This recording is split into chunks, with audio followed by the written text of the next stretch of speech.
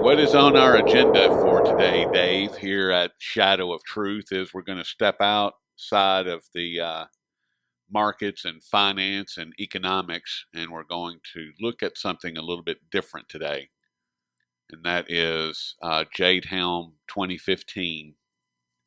And we've got Dave Hodges from the Common Sense Show coming on here in just a moment. And just want to let you guys know that it's going to be, we're going to dive into it. And I think, Dave, you plan on playing slightly a devil's advocate here, right? Yes, I do. What? However, I do think that it is important for everyone to take a look at to learn about it, learn what the facts are, and take a look at it, and then decide for themselves whether or not they want to believe that it is what the government is telling us that it is, or whether it is what Dave Hodges says it is, and a lot of other people, or whether it's something in between. Because I know I have my opinions on it, and I just think before anyone dismisses this, it's very, very important to at least get educated on what it is. That's one of the biggest problems with our country, is that 80 to 90% of the population isn't educated about what's really going on. Yes, I would agree. And I believe that that doing your own due diligence and coming and reaching your own conclusion is crucial, in particular on this topic, because it's huge. I mean, it's going to be in 8 states. That's just not a small exercise. And the military on all levels. Actually, I think it's in 30 states. I know that there's some movement going on here in Tennessee. I mean, I'm seeing these double rotor helicopters flying, which is pretty unusual. I mean, that's not a common sight. There's definitely military equipment being moved around the country, because a friend of my business partner's called him up the other day, and he lives a little bit north of Denver, and he was stopped at a train crossing, and he said the train was, at least a mile long. It might have been 2 miles long, and it was all flatbed cars with nothing but military equipment, including tanks on it. And it wasn't the standard military markings on it. He said he got the impression that it was Department of Homeland Security equipment. It was tanks, military vehicles, a ton of ammunition, guns, and it was all moving north on a train.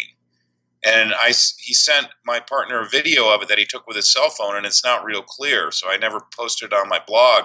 But you could definitely see that it was blurry, but you could definitely see, the outline of tanks and everything. And the train just kept going by and going by and going by. It was moving north, which is very unusual coming out of Denver. There's no. Why would it be going north? Would be the first question that I would ask. Aren't the large military bases more in California where they're going to be deployed, or south? Well, there's a military base in southern Colorado. There's an Air Force base, but that's south of Denver. Obviously, the Air Force Academy, and there's a military base. I think it's called Fort Carson, but it's down by the New Mexico border, and it's actually mentioned, and he mentions it. Dave Hodges mentions it, Fort Carson, in one of his articles.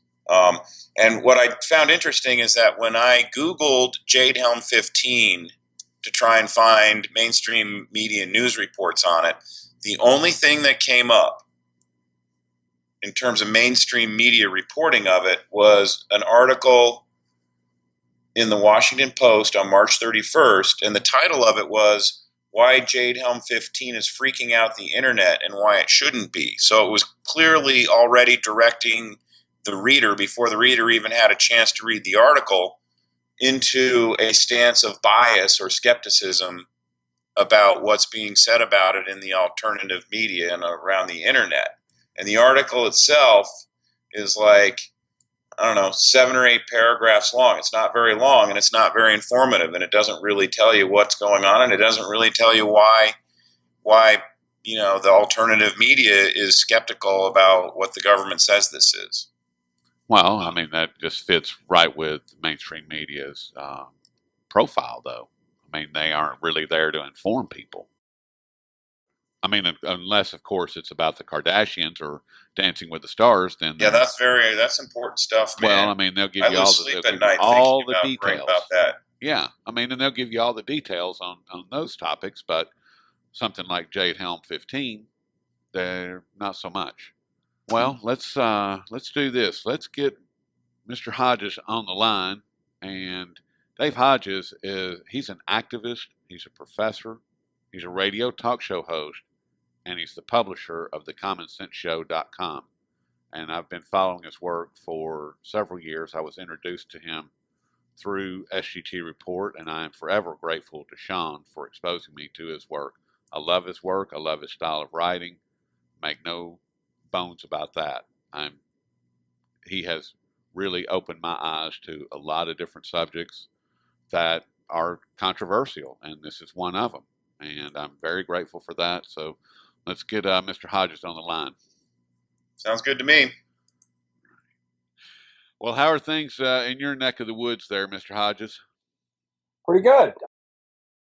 And if you don't mind, just give people an idea of what Jade Helm 2015 is and just kind of introduce it. Well, what we've been able to put together or piece together is the fact that Jade Helm is a dissident extraction drill involving members of special forces that are practicing, quote, infiltration techniques.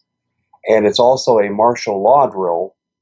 And we've now uncovered evidence as of last night that Jade Helm is also geared towards World War III, because all military activity in this country right now is falling under the purview of Jade Helm, especially in Texas, where they declared it in the drill to be a hostile state.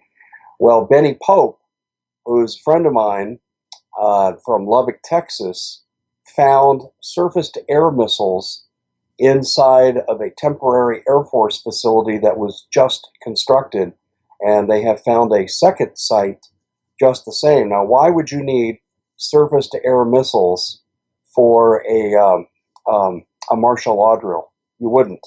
No.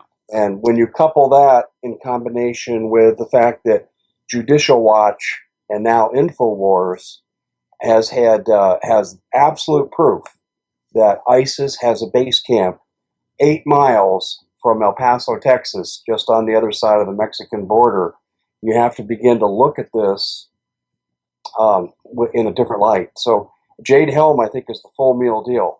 Dissident extraction, martial law, World War III. I was looking at those photos this morning and saw that. I was reading into that article, and apparently that's 45 miles south of Lubbock, Texas. Yes. And this is a new facility seemingly popping up out of nowhere overnight.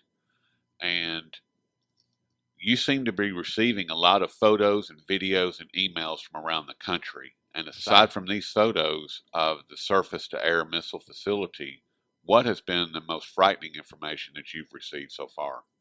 Well, to me, it was the surface-to-air missiles, because that says we're about ready to be invaded. Or at some point in time, somebody in the military believes we're going to be invaded. Those missiles are also facing south. What we're looking at here with ISIS, it's not just an ISIS base camp.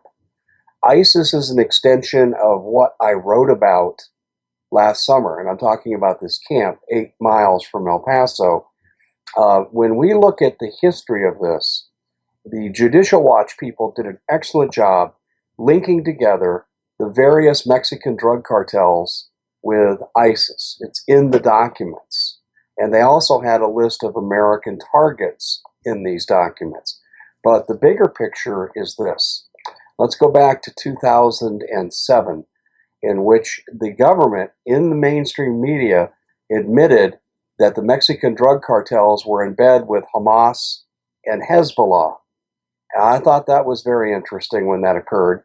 And in 2010, and I published these memos yesterday, the Tucson Police Department had a memo in which they put out to their local field commanders that said that Hamas and Hezbollah and terrorist organizations were tied into Mexican drug cartels, which had penetrated the United States, and you could expect to see them in the course of your daily duties.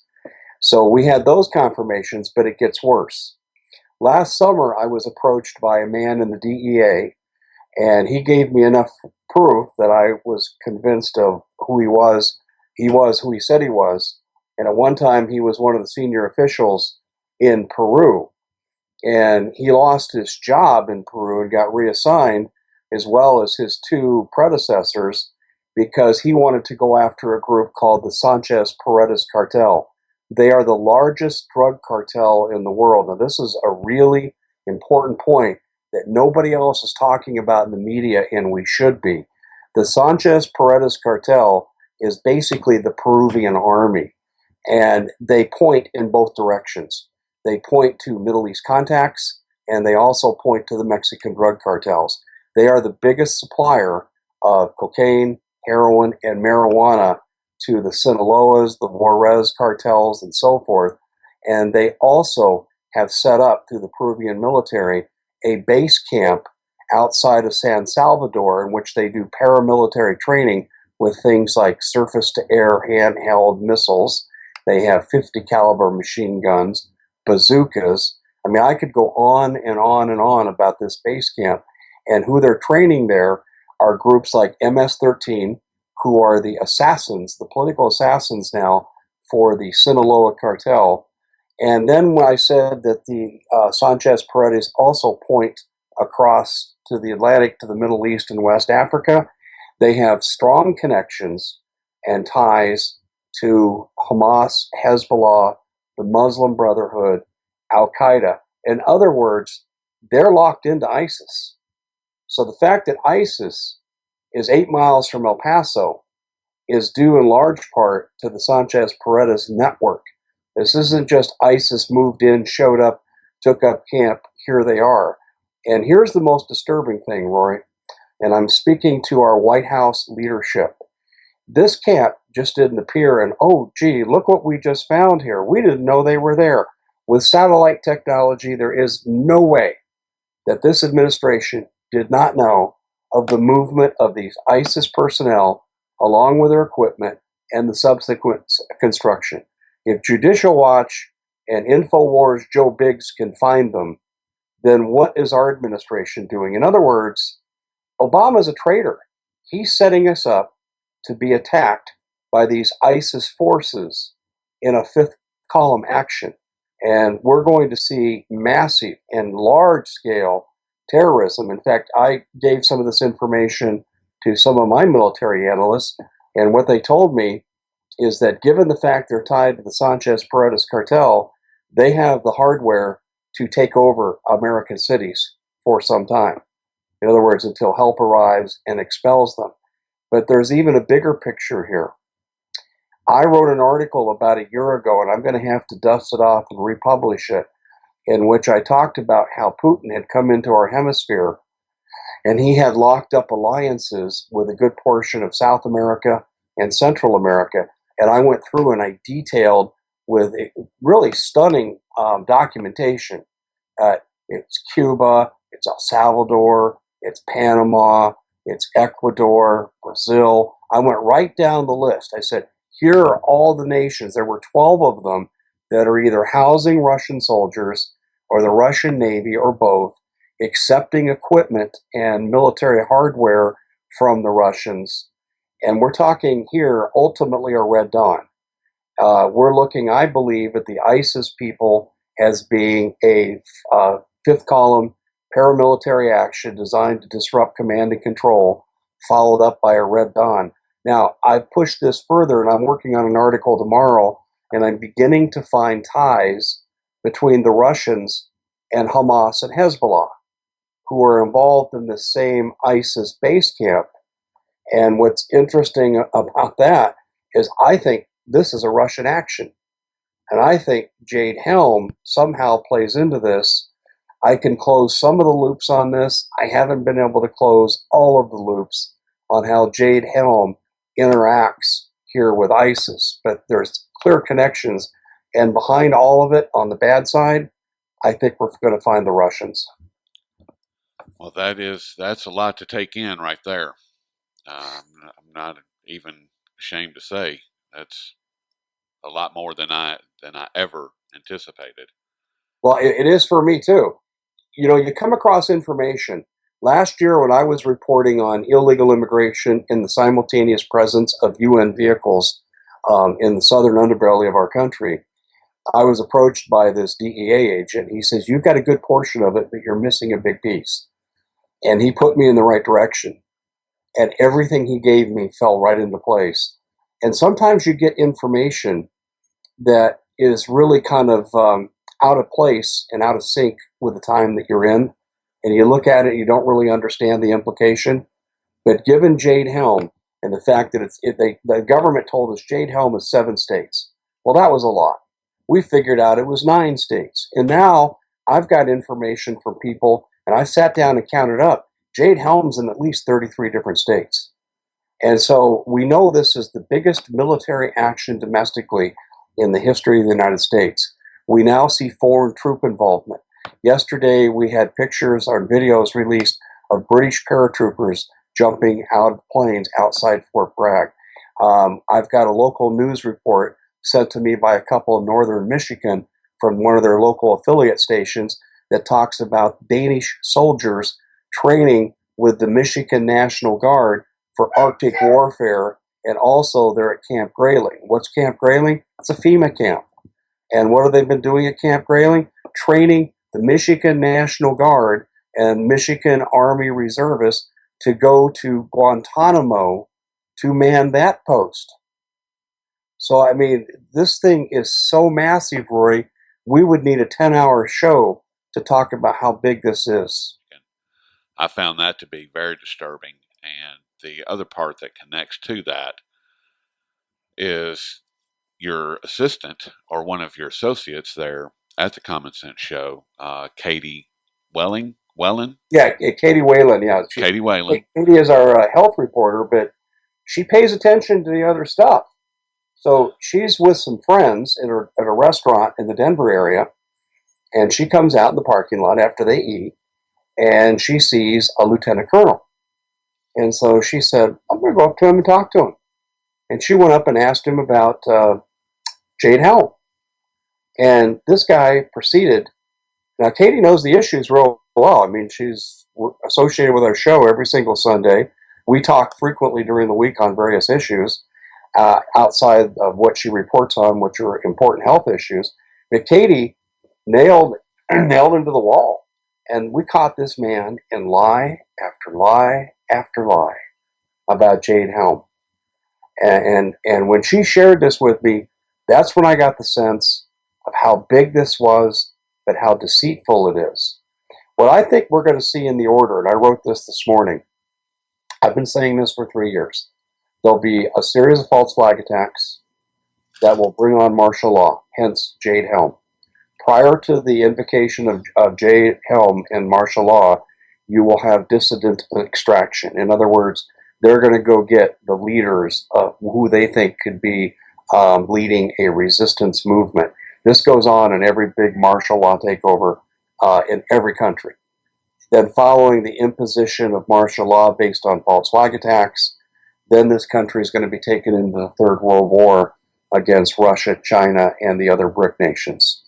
And so this is where all this is headed. Now, Jade Helm, it's easy to nail the dissident extraction. They've already practiced it. We got videos of it from Fort Lauderdale from March 27th. So we know all of this. What is hard for me to get my mind around this morning is the surface-to-air missiles at least 2 different locations south of Lubbock, Texas. But they have to be part of Jade Helm. They just popped up. And everything militarily in this country that's going on is under the umbrella of Jade Helm and will be so until September 15th.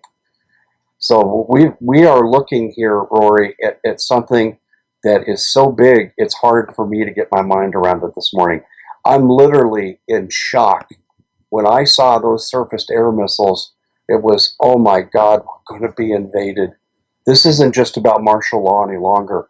It's about Red Dawn. That was what the conclusion that I reached as well. It's like, okay, who's going to attack us and when and how and what's the program here? What is Jade Helm actually all about? And I think there will be a series of false flag attacks here in this country. I've said that for some time now, and I believe that.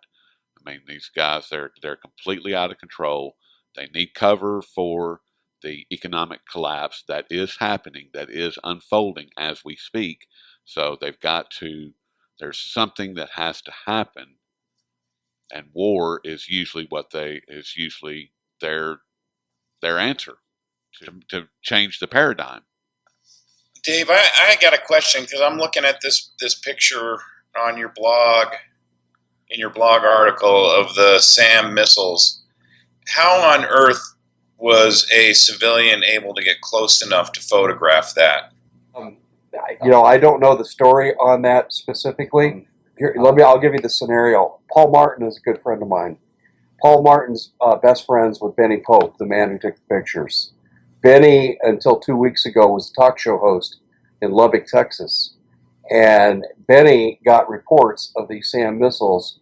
He went out to take a look, and he got close enough to take the pictures. Now, what Benny told Paul last night on the phone was the fact that there's no personnel. All they have is a chain link fence with the do not trespass Air Force signs, and those SAM missiles were sitting out in the middle all by themselves behind this chain link fence. I mean, there was no personnel that he could observe in either location. Since that time, Benny has taken out sheriff's deputies who've confirmed the existence of this, and the sheriff's deputy said they were not notified, as they should have been, as to the placement of these missiles. So that's the story behind those pictures. You have all this documented from the local sheriff about, what his statement is with regard to this? Yeah, via Benny Pope, yes. I've not spoken to any sheriffs. In fact, I don't think it's likely they're going to be willing to go on the record. It's a pretty spooky picture when you look at it. It's freaky.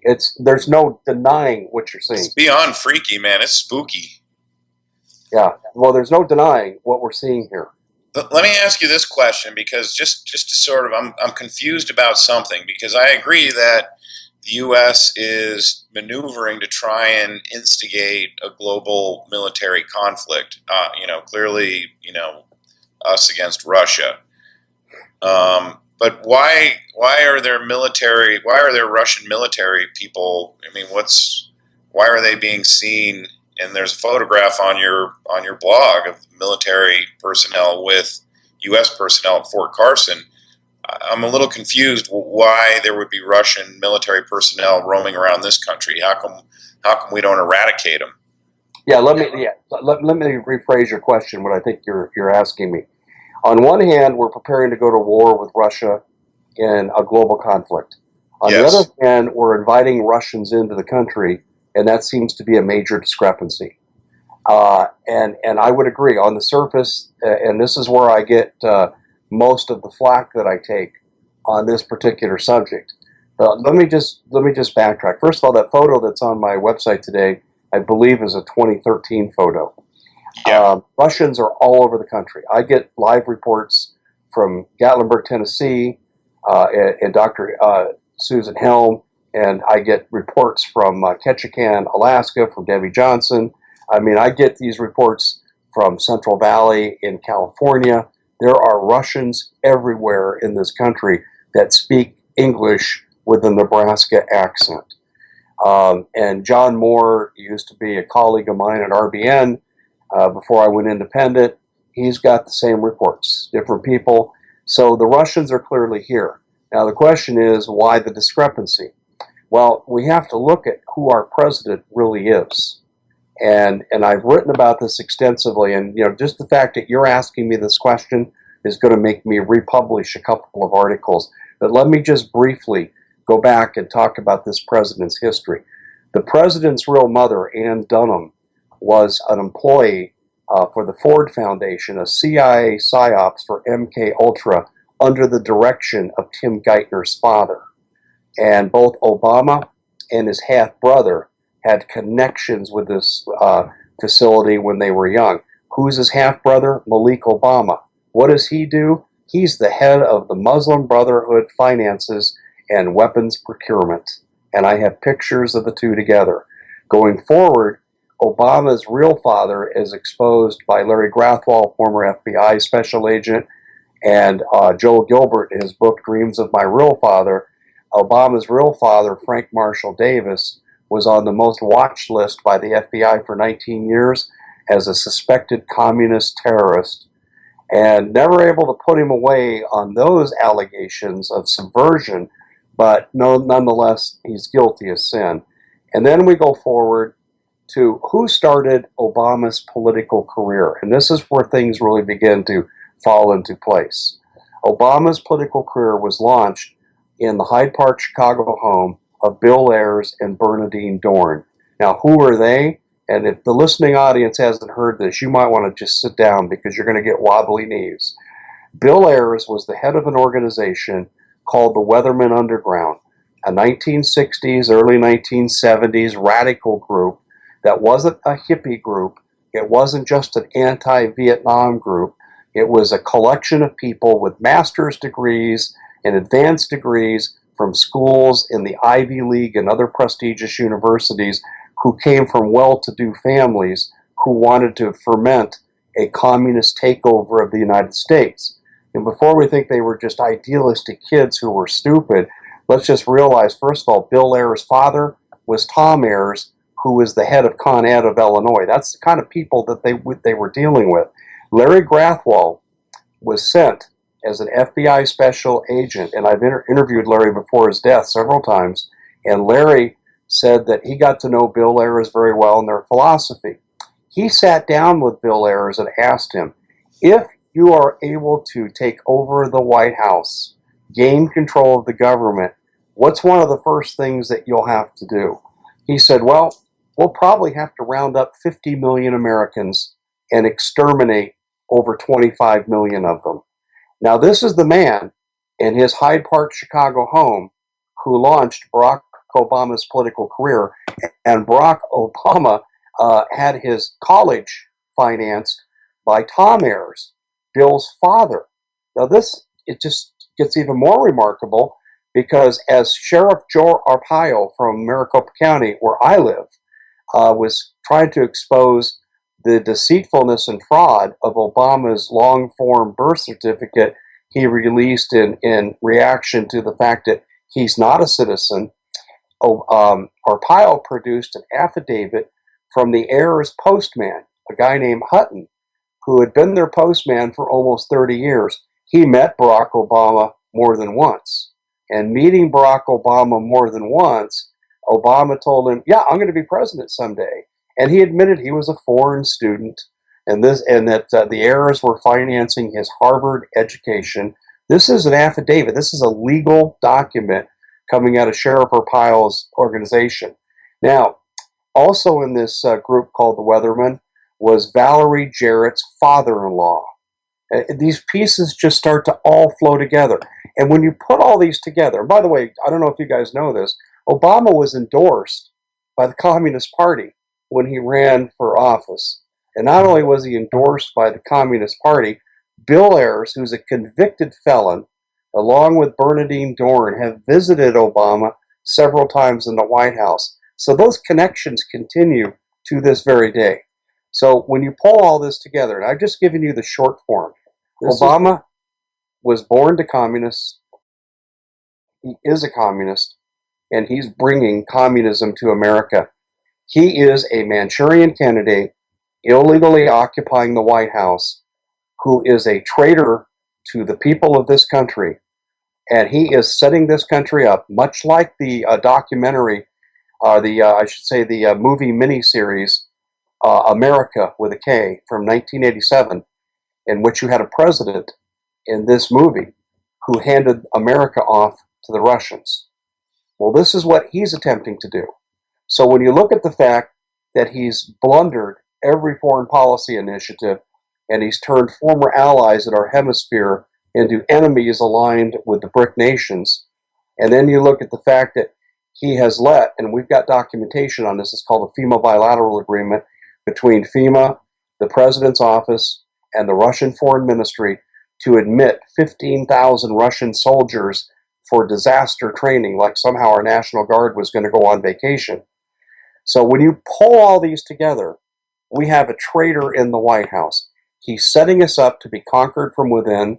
I believe, and many of my colleagues in the media believe, that the Russians will be the vanguard force under the UN flag designed to impose martial law. We already know there are foreign troops involved in Jade Helm. I have been told by insider sources the Russians are some of those troops, although that evidence is not leaked into the media yet. I'm sure it will. So it's a long-winded answer to your question, but this is why we have the discrepancy of preparing to fight Russia in World War III and yet letting Russians in. If we had John Kennedy as our president right now, there wouldn't be one Russian soldier on our soil. I don't think there should be any time, anywhere, any foreign soldiers. I don't think there should be any on our soil at any time under any president. 2012 marked the first time that we let them in, and they came into Colorado Springs and they assisted with civilian policing duties. Now, why would you want to have Russian soldiers who are supposed to be there for disaster training helping to park cars at a baseball game in AAA baseball? Well, they're there doing that for one thing. It's called martial law training, how to interact with the American public. That kind of makes sense. Want to step back. I want to see if there's some dots that can get connected here, Dave, or Hodges, if I'm not seeing this properly. And back in mid to late 2013, there were a series of large-scale training exercises that were a combination of civilian and military personnel. You had Quantum Dawn 2, which was a simulated cyber attack of the banks. You had Grid X, which simulated an electrical grid attack. And then you had the Great Shakeout, which is actually an annual event that's conducted primarily along the West Coast. And that simulates large-scale earthquakes. Do these events, in your opinion, tie to Jade Helm, or were they just other exercises that were being conducted? I'm going to answer your question this way. The short answer is yes, but with a qualification. I believe that one of the false flags will be a cyber takedown of the banks, because we had a similar drill run on November 10th in England with the Bank of England officials, Janet Yellen, and the FDIC. 6 days later, at the G20 conference in Brisbane, Australia, they passed an initiative which said that bank accounts are no longer money, they're unsecured deposits. So that means the FDIC does not have to reimburse you when you lose your money. You go to the end of the line, and the people who went to the front of the line were the people who owed money on the credit swap derivatives that put us in the economic mess we're in. So when you start looking at these events, yes, the cyber attack drills of 2013 and also the drills in 2014, I think lead up to the fact that they're showing what they're going to do. But there's an important drill that happened in the same time frame from, the dates aren't in front of me, but I want to say from July, I think I'm correct on this, July of 2013 to October of 2013, 386,000 troops trained under the auspices of DHS and FEMA on things like urban warfare, learning to speak English, and how to use American weapons. The last two were very, very concerning to me, because why would you need to have these troops learn to speak English unless they weren't going to be part of a martial law occupation force in which they're using American weapons? And when you go to the internment and resettlement document known as FM 3-39.40, it lays out what a FEMA camp is in stunning detail. And this 2012 document was leaked in 2013. And in that document, it provides for the fact that American soldiers will train foreign soldiers to take over these camps, who will in turn train more foreign soldiers. to take over these camps. So we have proof that our government has already sponsored drills for practicing martial law with 386,000 foreign troops in 2013. Do you remember the name of that drill? I might be able to find it here. It was a set of 10 drills that were run. I don't know if there really was a clear identifying name, but it was a set of 10 drills that were run largely between, I want to say, April of 2013, and it culminated at the end of 2013 with the drill you mentioned called the Grid X drills, which was a simulated EMP takedown of the electrical grid. Anyway, this might take a minute, so I'd say let's go on to our next question, and I'll see if I can't track that information down. Okay. Not necessarily a question, probably just sort of a comment here, because the information that Dave Hodges has presented kind of runs contrary to what my perception of Obama is, which is really more of, I remember pretty distinctly when there was an issue made of his friendship and connection with Bill Ayers. I remember that very, very distinctly. But from my perspective, the way that I would characterize Obama is that he's just a hand puppet for the powers that be deep inside the government that are basically calling the shots and controlling our system. Part of it obviously tied to Wall Street and big corporate America. And kind of my perspective on all this, the more that I sort of think about everything that's going on, I think that there's a very, very dark force inside the government that's part of the Pentagon and the NSA and the CIA, et cetera, that are really calling the shots. And so, I mean, the picture that you're presenting, Dave, is kind of runs a little bit contrary to the way I looked at Obama. I honestly don't think Obama's very intelligent, and I think he's just a hand puppet for the elitists who maybe he did stand for a lot of the principles that he's been accused of standing for, but I think he sort of sold out, and he's putting in his time. And when he walks away from the White House in 2016, he's going to fly out to Hawaii, where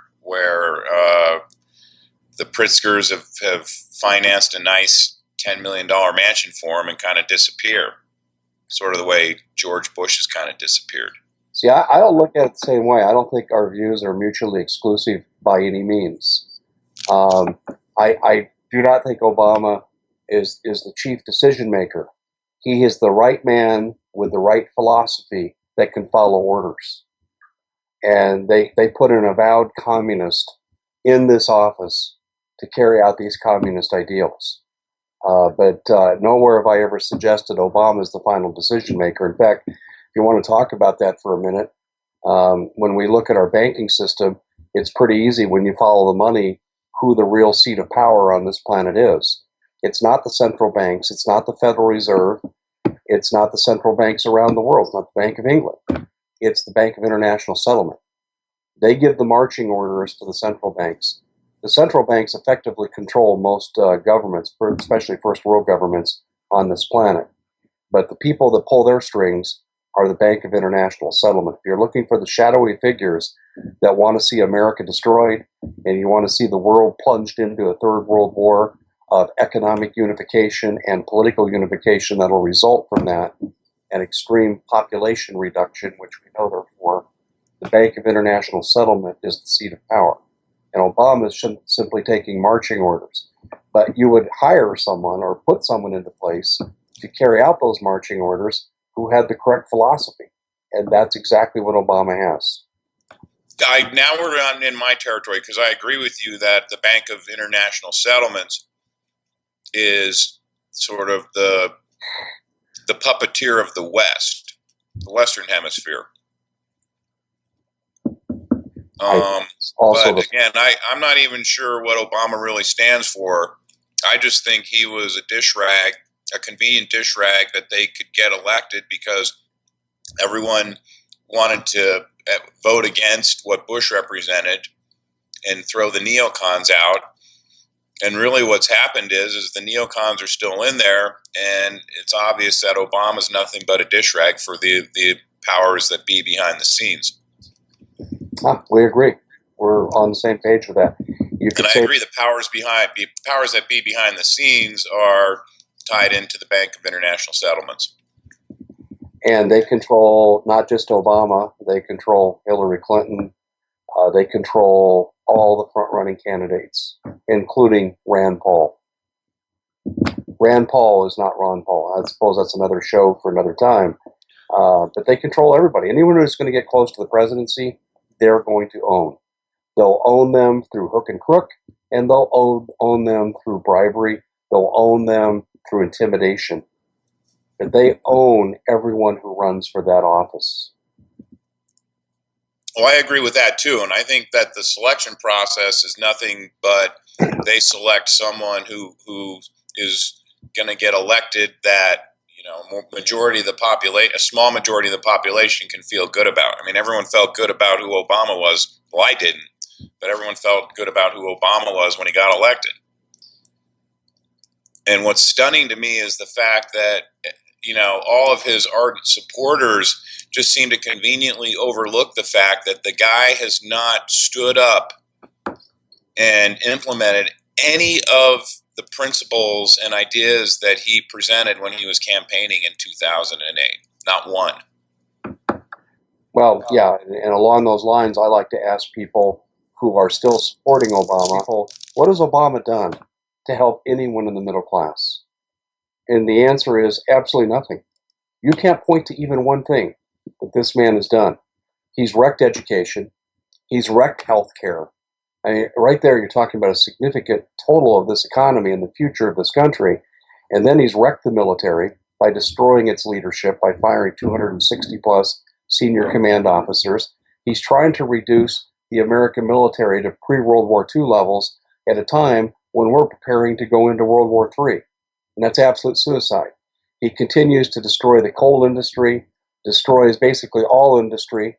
He came in with this cockamamie idea in 2009 that he wanted to reduce energy usage by 80% in this country and tried to ram it through the Senate, where at least the Senate had the sense to say, no way, not on our watch.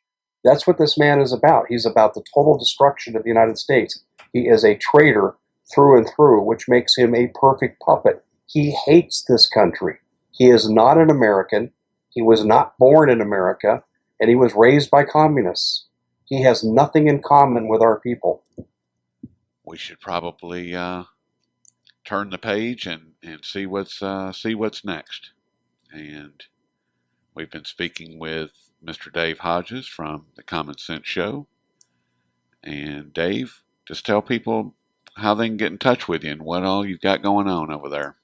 Well, they can find me at my website at thecommonsenseshow.com, and they can listen to my show on Sunday evenings, which begins at 9 p.m. Central. And the easiest way to find us, again, is just to go to our website and click the Listen to Dave button, which is in the upper right-hand corner of the website. All right. And Mr. Kranzler, do you have anything else? I don't, but thanks for coming on here, Dave, and sharing your time with us. And as I had said sort of in our intro to the show, I think people don't necessarily have to agree or disagree with what you say, but they should at least listen to what you have to say and investigate the facts, because there's definitely a lot more going on beneath the surface, especially with this Jade Helm 15 operation, because it's definitely not what they say it is. No, I feel like we've just seen the tip of the iceberg. There's going to be a whole lot more that comes out on this. I'd like to, Mr. Hodges, if possible, I'd like to invite you back maybe in midsummer when this thing is actually going on, when we have a lot more information and maybe some of the drills have come to pass, if you'd be willing. I'll be happy to, sure. Yeah, well, I'll tell you, the danger point in Jade Helm is September, But I will tell you that there'll be a lot going on between now and then. I would agree. There already is. So with that, I certainly appreciate all your time today and all your wisdom. And okay, my pleasure, guys. Thanks. thanks, Dave. Thanks, Dave.